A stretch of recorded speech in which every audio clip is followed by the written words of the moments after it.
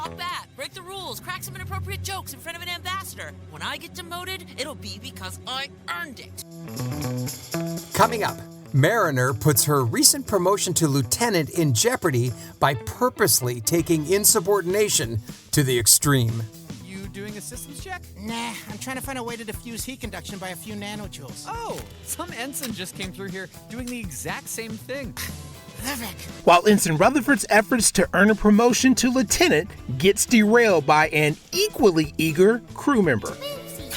Oh, the Moopsie is free! And a cute, cuddly, but really deadly creature goes on a murderous, bone-sucking rampage. Commander, our systems, they're not responding! As a mysterious vessel continues its ship-destroying trek across the galaxy and an inevitable date with the Cerritos. All this and more. Coming up on the Star Trek Lower Decks edition of Energize. Energize.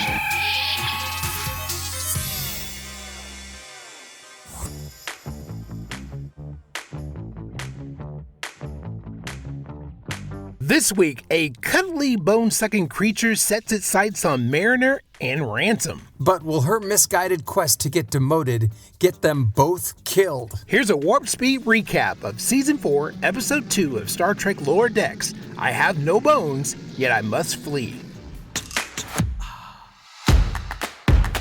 How's it going with the new lieutenants? Good.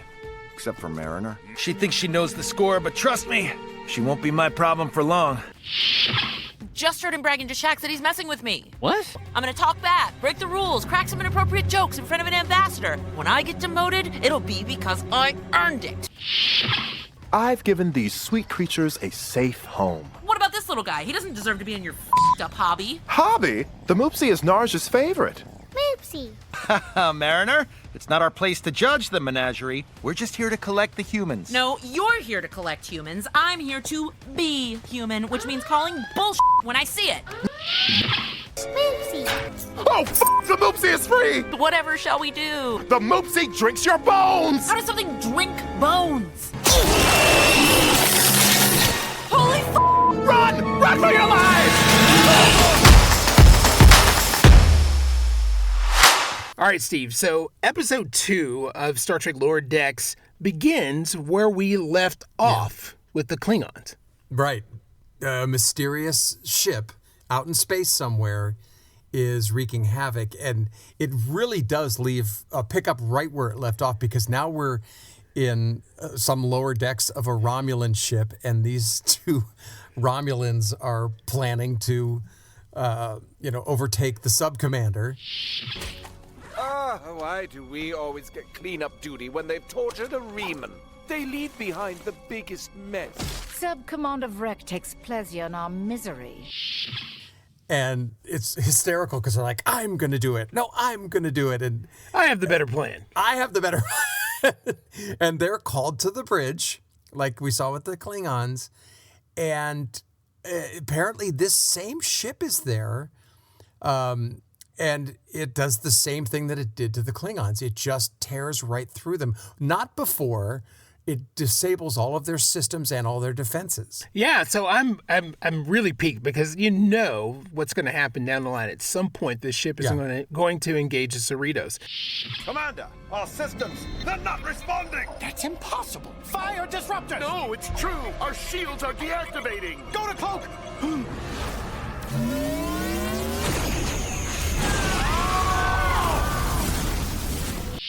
But this ship is a freaking threat. And so now I'm starting to try to figure out who or what this is. And my guess is that this has something to do with Peanut Hamper. It has to be her. It has to be her, because she at the end of so she made that appearance in season 1. Yeah. And she left everybody in a lurch against the Packlets. Yeah. Then she reappears, and we thought that she was reformed, and she wasn't. It was just another way of serving herself like a petulant teenager. Right. And so then, as punishment for what she did, she was taken back to the Daystrom Institute, which we all are familiar with Daystrom, of course, from Picard and across all the Star Trek series. But she's put in there with a bunch of other sadistic, sentient artificial intelligent beings. Right. And she was pissed about it. So that's a fascinating theory. I don't know if I can get into that one yet because as terrible as she was, she never killed anybody. This thing is shredding these ships and killing everybody on board. What I noticed was that in both cases with the Romulans and the Klingons, that the lower decks crews were planning to mutiny against their commander in both cases, and then they come across this thing and destroy it. So I'm curious if that has anything to do with it. Like you said, we are going to see this ship again. They don't do this for no reason. We will find out who it is, but I'm wondering if it's either a time traveler or something we hadn't considered yet. I think you are. I think it will be a throwback to something that we know, but Peanut Hamper to me is a bit of a stretch, but I love the idea. Yeah, well, Peanut Hamper, pardon my language, is a bitch. And so, yeah. I think... but not a murderer. I don't think she's a murderer. All right, we will see. Everybody put a pin in that, and we'll see whether or not host Steve is right or host Anthony is correct. Okay, we'll see. We'll see what the situation is. How's it going with the new lieutenants? Good. Except for Mariner. I've got her right where I want her. She thinks she knows the score, but trust me, she won't be my problem for long. So we get to the Cerritos, and Shrax and Ransom are doing yoga together in 80s leotard, which is like absolutely weird. Well, it's a visual that I appreciate so much because I see a lot of memes on Instagram of Beverly Crusher and Deanna Troi in the exact same costumes. Not only that, but Shax and Ransom are doing the exact same moves. So if you Google them both or YouTube them both, it's the exact same stretches that they did, which I just love. This is what I mean about Lower Decks. Even little things like that, subtle stuff that you might miss, is just gold. It was so awesome. And maybe that was just a payback for, because that if you're in the know, everybody felt like that was just a blatantly sexist thing to do, to throw them in leotards, to have them working out just for the sake of working out. And I never thought the leotard phenomenon was particularly attractive. But so anyways, I just thought it was just bad workout fashion compared to today. But anywho's, I think that they threw that on the two guys as a form of acknowledgement of how crass that was the last time. So Shax is expressing his frustration with this relationship with the doctor because one minute she's all over him and the next minute she says he's too clingy, and it's just so funny because he's such a brute. Yeah, a brute who cries. He's very sensitive. Yes, that's so great. So Mariner, who is going to show up to work out too. She's in her workout uniform that you probably do like. Since you've made it clear that the leotards aren't your thing. And she overhears Ransom saying, I'm gonna basically run her through the ringer. Yeah, and he's telling Shax that Ransom knows the score on her. She's not going to be a problem for long, and that's kind of what we hear is that. There's some issue, and then he's got her all mapped out, and that she's not going to be a problem anymore, which leads her, to think that he's trying to tank her promotion, which is an interesting place for her to go because he's the one who promoted her. He's the one who wouldn't let her deny the promotion. But she goes right to, you know what? If he's going to demote me and humiliate me, he's got another thing coming. So we see a little bit of that later. Yeah, and it brings up a really good point. It wouldn't make any sense. For a split second, I was like, is he just trying to screw with her? Has he been faking his confidence in her and being a mentor, all this time? Because that's what happened over the course of last season. It had me off for a second, but then I'm like, okay, it has to be more to this. It doesn't make any sense for him to promote her only to undermine her. That just wouldn't be real. We put a lot of light years on these orange slabs. I promised myself I wouldn't get emotional. You okay, Mariner? Need any help packing? No thanks. Ransom's just gonna knock me back down to ensign anyway. All the lower decks crew who've been recently promoted are all packing up their stuff because now they're not in the racks anymore. Right. And like you said, Mariner's ambivalent, and and tells them what tells her friends what she heard. Yeah. And Rutherford doesn't question whether or not Ransom is playing some kind of game with her. He doesn't question it, you know. And so she's, like, I'm just going to blow things up. she's I'm just like, super insubordinate. That's perfect. This is Ensign Gary's first away mission, so I'd like you to take him under your wing. Once you change into your uniform. Nah, I thought I'd keep it cash today. Simple mission, simple outfit. This guy gets it. Okay. I just love this character. She is just such a pain in the ass. But at the same time, while they're there, and they're all discussing leaving, they turn around and they're like, oh, wait a second, Rutherford, that's right, you didn't get promoted. And he's like, it's okay, it's all right, I will. He's so happy. Yeah, and which is odd to me. I mean, all your friends that you've been through the ringer with, are leaving. They're all gonna, move on, and you're left behind, which is odd. Well, remember too that, he's got this positive attitude, and it's probably a programming in the chip in his head, right? And so I often wonder, is this positive attitude, this cheeriness, just programming? Because we saw the other side of him before he was damaged and stuff, and the bad guy. We saw that in season 3 too, that depth to him, which was just such a great thing to see. So but at the same time, he conquered that side of himself, which that side of himself led him to being injured in the first place. Yeah, that's true. Yeah, right. So maybe that's part of his growth. So we'll see. We'll see what the situation is. So we see that Mariner is basically going to go on a self-sabotaging rampage, and so she shows up with Ransom in this new ensign on duty in workout clothes. Right. and not in uniform. That's right. And they're like, okay, we're going to go over to this. I think she called it a menage. We're going to go to the menage. Which is basically an alien zoo, and we're gonna get some humans that got stuck there. And she's like, "Yeah, whatever, make sure you bring your phaser." And she calls Ransom by his first name, Jack. And there's this ensign there, this other guy, this new guy, and he's like, "What's going on? You get to call him by his first name?" Like he's just like, "What the hell's happening?" Oh yeah, and Ransom is irritated, but he just goes along with it, And I'm just like, okay, what's the play here? Yeah, it is strange, and I'm thinking, well, if he is, maybe he is wanting, Mariner to sabotage herself. I don't know. It's just kind of a weird thing. Yeah, and so the next thing she does is they get in a shuttle to fly over to the menagerie basically alien zoo. Take her in nice and easy. Aye, aye, sir. Nice and easy. What are you doing? Slow down! And she goes rogue and flies like head first into the shuttle bay, a la Star Trek: The Final Frontier. Yeah, when they go in and scrape everything and they go in hot. They go in hot, and they actually, she spins it around so they kind of go sideways, which I thought was kind of awesome too. And this guy's like, I'm gonna need to replicate some new pants.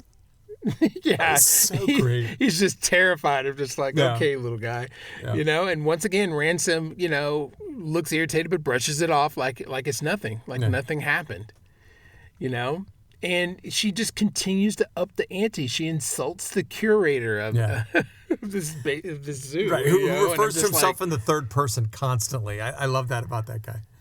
And he's like a tree or something. Like you nerdy goofball, whatever. Yeah. Oh boy, Mirror Universe Archer, you're gonna love our new room. The nacelle is right there? Okay. And throughout the show, we see that Boimler, has, because he has his promotion, he has new quarters, and he's just... Yeah, oh my and God, he keeps so bouncing great. between all of these different quarters. So like the first one he gets is directly near a pulsating, red nacelle. So all this beaming red light pierces through. Which is something I had never considered, and it was such a brilliant thing to give him to do. Like, hey, you get your own quarters. And of course it's right outside. It reminds me of that Seinfeld episode where the Kenny Rogers chicken light was on all night and Kramer couldn't sleep. Remember that? I never considered that. Yes, of course. Yeah, so he's fucking totally miserable about that. Yep, and then he goes to another quarters, and it's between two holodecks. Yeah, and you can hear Shax and Ta'an, like, doing some kind of weird role play with, who was it? Robin Hood? Yes, oh my God. And then there's always a sexual undertone between the two of them. So. Yeah, it's who great. wants to hear that? And now he's just happy in a Jeffries tube. But he's like, finally peace. And then, of course, Rutherford shows up. So, but at least he can complain to Rutherford, like, oh my God, it's a mess. Yes, I just thought that was like a nice, hilarious sidebar. Yeah. Because you never think about, it's like, well, I guess there would be some bad, officer cabins somewhere on the ship. So that makes sense. Well, I remember on the Enterprise, which surprised me, is that Data and I think Geordi didn't have windows in their quarters. They were somewhere inside the saucer. And I'm like, wouldn't everybody have windows? Except... Yeah, especially the bridge crew. Yeah, bridge crew, right. So he didn't have to have... Just Lieutenant Junior grade doesn't necessarily means he gets quarters with windows, but when he does, it's miserable. Yeah, it's the worst kind. Yeah. And so also in this episode, we see that Rutherford, feeling left out, now wants to be promoted. He wants to get his lieutenant promotion like his fellow lower deck crewmates. For the past year, I've been working to decrease vibration in the warp manifold by a factor of 0.05. A few minutes ago, Ensign Livick decreased the vibration by a factor of 0.06. Ensign Livick? Who's that? The new guy. Livick. And so he just goes on this quest to solve problems, engineering problems all over the ship, but he keeps getting one-upped. Yeah, by this other new crew member, right, that we've never heard of before, Livick, and every time he goes, I increase the efficiency by 0.5. Billups goes, well, that's great, but Livick did it by 0.6, and he's like, Livick. And I love that, Livick keeps looking at him like, I got you, asshole. Yeah, like, why? Why is he such a jerk? I guess he just about it, but...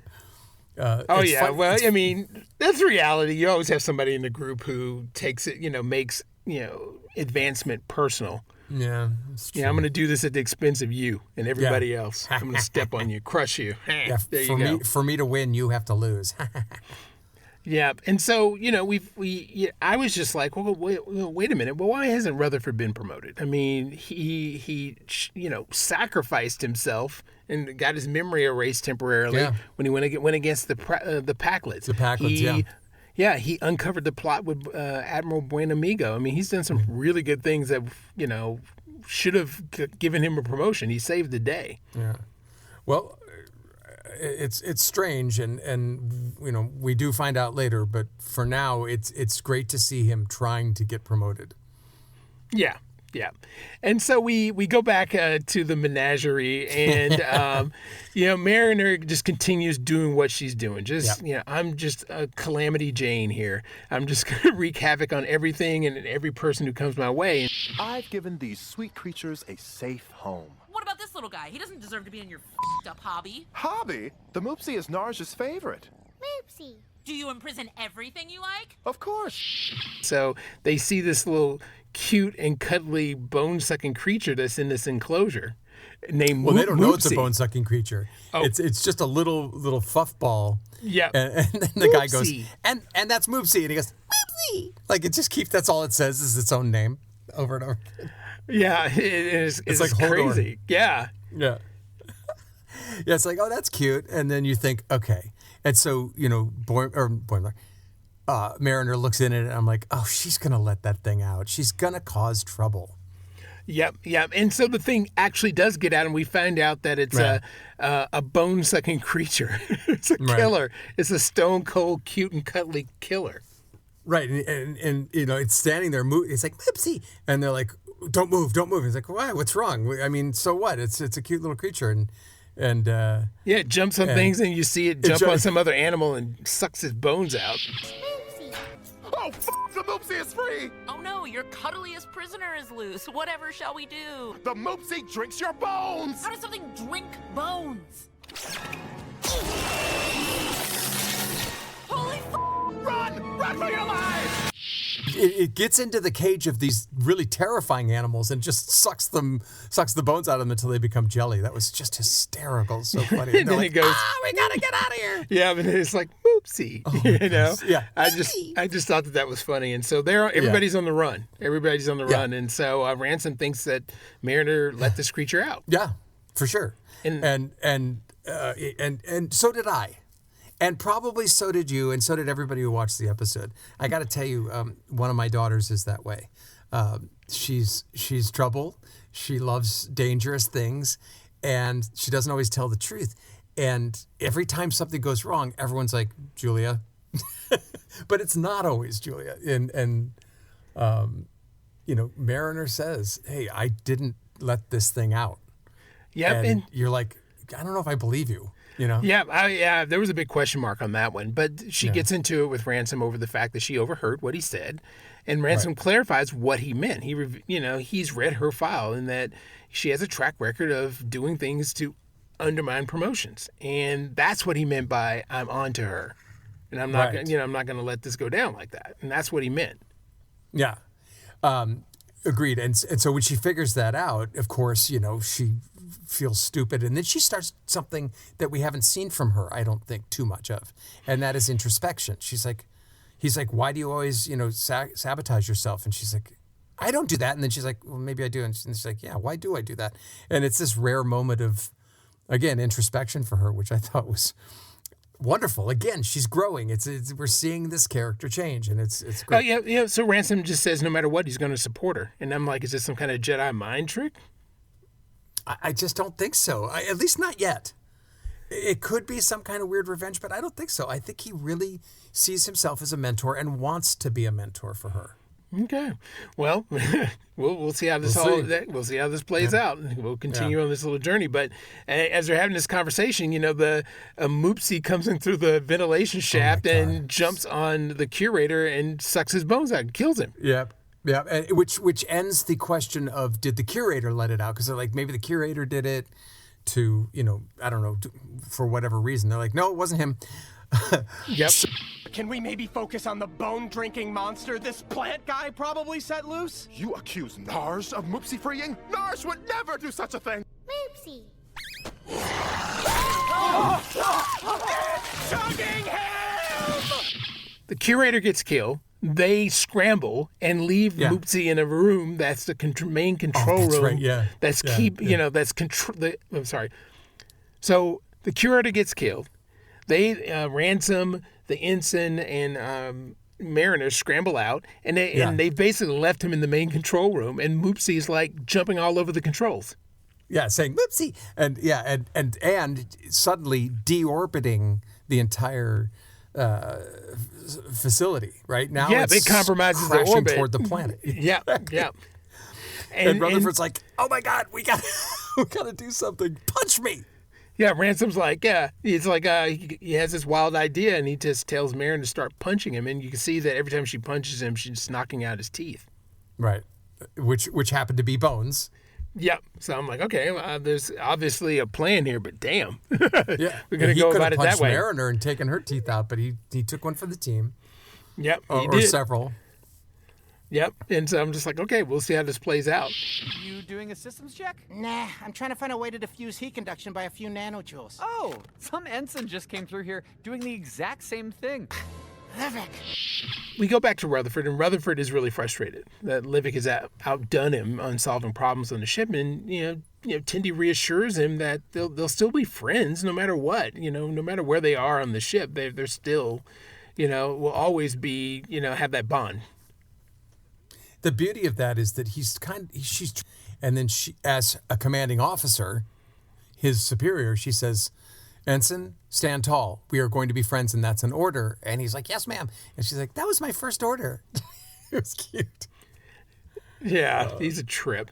And so, Rutherford reveals that he had turned down several promotions. So that answers the question. It's so like, you strange. turned down all these promotions? Yeah. She didn't she say something like, why haven't you been promoted? And he's like, oh, I've been promoted. I just turned him down. Yeah, because he wanted to stay with his friends. And, I'm just like, wow. I mean, I have to say that this group of friends, they're really true to each other, just like Mariner's true to Boimler. Yeah. And I just think that that's a really, really cool thing. And I'm wondering, is there a love thing with the Rutherford and Tindy? I always wondered. Are you just wondering that now? I've thought it since the first season. I think that Tindy definitely has a crush on him. Yeah. Okay. All right. Maybe I missed it. And he's just kind of, and he's just, well, Tindy loves everybody. She wants to make this Vulcan girl her best friend, and I think it's more innocent, but I think it's innocent love, and I think just Rutherford doesn't see it because he's just so blind to anything. But I think that they are in love with each other, for sure. Yeah, well, it'll be interesting to see where that relationship goes. Hey, Phillips! Can Rutherford have his promotion for that time you removed the hull? Oh, sure. Wait, I can just ask for stuff I deserve? I guess. Rutherford! Rutherford! And then Tindy, in her, deep down, she plays really, really nice. But we have to remember that, she has that other part of herself that's very... She's an Orion. She's very assertive. And she all of a sudden stands up and asks Billups for Rutherford's promotion. Hey, can Rutherford get his promotion back? And Billups is like, yeah. And throws it. Yeah. Oh, yeah, sure. There you go. Well, as he's about to pin that pip onto Livik, that's the funniest part, is they're going to give Livik a promotion. And Tindy's like, no, give it to Rutherford. And he's like, oh, okay. Yep. Hey, problem solved. Oh, sure. And Livik's pissed. Yeah, there it is. Yeah. Suddenly that bitchy face. I don't know. We may see him again. That's great. Well, we might. They're introducing a lot of different characters just kind of in the periphery, which I find interesting. Yep. And so we go back finally to the Moopsy bone-sucking situation. Yeah. And so we find that Moopsy's been lured back into his cage using Ransom's teeth, a trail of his teeth. Mariner, punch me in the face! That's an order, Lieutenant. Okay. Come on, as hard as you can. That thing wants bones. We'll give it bones. And we're still not sure who released Moopsy, but it is back. But there is one element that we forgot to discuss. The whole point of them being there was to retrieve these humans that were, quote unquote, accidentally caught and captured by that museum curator. And put on display. And it turns out that it was those humans that had actually released Moopsy in hopes of killing the curator, which it did do. Yeah. And it's all because they wanted to stay captured because they thought they were a great attraction. They just were attention whores. Yeah. They were Hollywood elites. Who knows what they were. They loved the attention. That's what it was all about, this whole calamity. So they got to stay there. Yep. It's crazy. I know. It was just so funny. And then the best part was at the end when Rutherford and Boimler are back together, and Boimler has arranged it so Rutherford and he can be roommates so they can get a better place to stay. Great call on us being roommates. We're going to get even better quarters than if we were alone. Oh, really? No way. No? Oh, no. This can't be happening. Oh, that's bright. And they get in the cabin, and of course there's the red glow of the nacelles again. And Rutherford's like, oh, just turn on the filter. And Boimler's like, oh. And I have to say, I didn't say it earlier in this episode, but that was the first thing I thought of when he went into the room. Like, there's got to be darkens that so it doesn't bother you. Yeah. I mean, it would be pointless to have a room there if you couldn't do that. Yeah, and it is modern technology and all of that, so... Yeah, and prior to that, Ransom asked Mariner, just cool it down, just chill out. So I'm really eager to see how that all plays out. So we'll see over time. And they didn't give us a twist at the end. There's no more. I mean, they gave us that Romulan destruction in the beginning. One other thing I noticed that I wanted to mention about the destruction of both the Klingon ship and the Romulan ship was when they showed the aftermath of the destruction. In a piece of the ship that had the symbol of the Empire. So you had the Klingon symbol on a piece of debris floating there, and then you had the Romulan symbol, the warbird, on that piece of debris. I'm just curious, does that mean something? Because I don't think they do anything by accident. So just wanted to say that. I love it. I love how you bring those little things up. I saw a symbol in both things. They were both trying to take them. They were both trying to overthrow their commanders. What's up? I'm serious. Yeah. It may lead to nothing, but I'm following patterns. I am a Vulcan after all. Okay. All right. Hey. Everybody needs one. That's right. Yep.